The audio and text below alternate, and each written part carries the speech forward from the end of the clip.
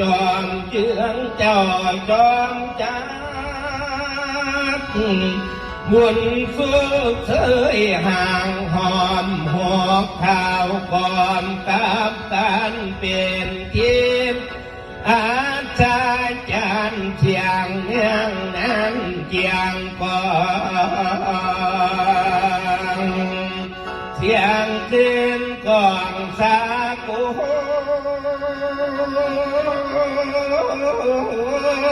คนเทพาใจสันสถานปันทั้งปวงทางข่าวหลวงและที่นี้โลนลานไม่หวานวาดไว้ตันทั้งสา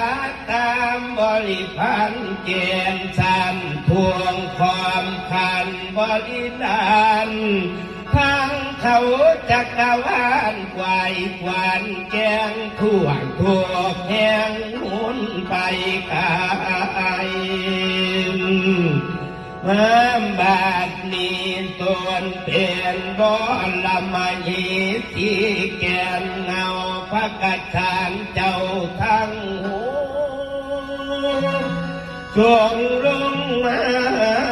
บาดทุ่มทานหลบพำพอมโอนอ่อนน้อมเป็นอันหนึ่งอันเดียวกันยานท่าในกาลยำได้การท่าในกาลยำนันบ้านอินทานทีลานคนเป็นปาดใน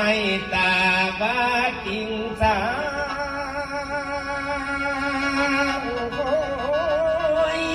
สังยาทาลาปาวาดสิตาวะก่อหาย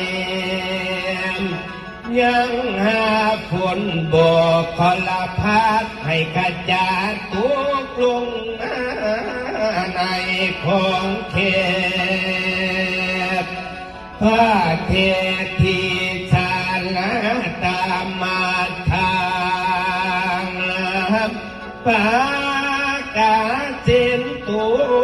จัดทางอ่างหามพิขวินโดนลามพิงชวนเจ้าทั้งหลายย้ำเมืองให้ตกทอเลียตกกาลทั้งเทนาแหล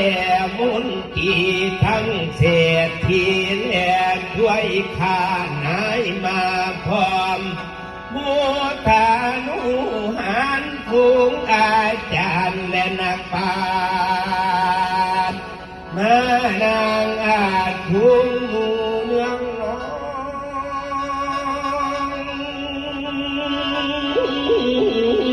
นับวันในเทียมทองอ่างขอมปีนี้เขามีใจดีบอนทองเขาได้มาถึงพามบานเจ้าขึ้นสู่เมืองสีพิมบาชื่น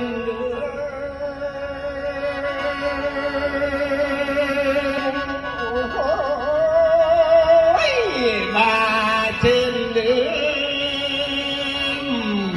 หอยควายกันเงี้ยบาชื่นเดือ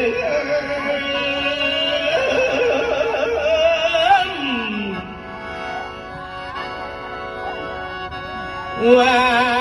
เจนเถินพระองค์ขึ้นเมื่อกุมไผ่ฟานกับทั้งนางนาดลาพนางน้อยแม่มักจีนว่าเสร็จ